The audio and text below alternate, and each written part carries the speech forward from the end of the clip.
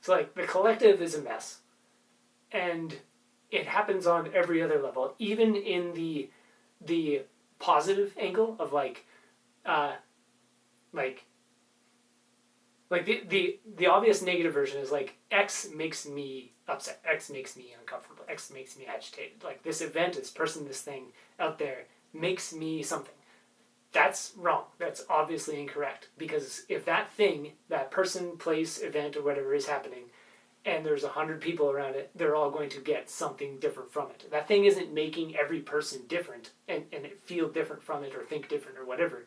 That person feels, and then there's the thing. And there's 100 people, they all feel differently, and then there's the thing. And then they all think that that thing makes them feel that way. That thing had nothing to do with it. It did not specifically make every single person feel a different way. It's just that person is stupid enough in their sludge, in their ignorance, to be agitated, uncomfortable, frustrated, whatever it is, and to think X did it. They're not responsible. They're not accountable. They're not in the framework of reality and aware of what's going on. So they think that X is the cause. So, like, if I'm annoyed or angry or something, that's me. I'm the one that's agitated, uncomfortable, upset, whatever. I am that.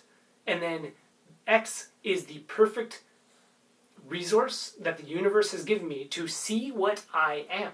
And then I think, oh, X is making me this. It's like, no, X is showing you what you are. That is the baseline reality of what's going on beneath all the sludge of not having the ability to be aware of what's going on. Like, once you figure out what's going on, it's like, oh, that's showing me.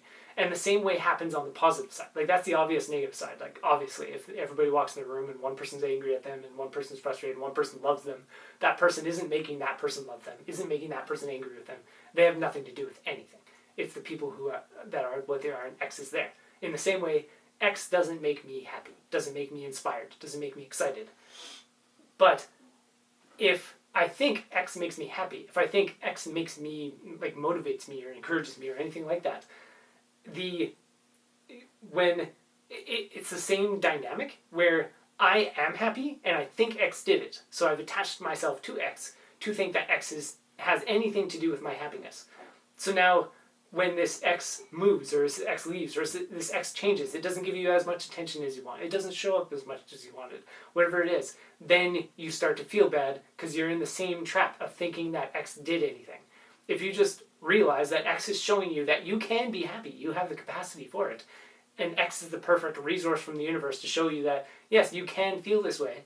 It's up to you to figure out how to feel that way, below all the sludge and stupidity of attaching yourself to X to think that it can make you upset, it can make you happy, it can make you anything at all. It is just there showing you.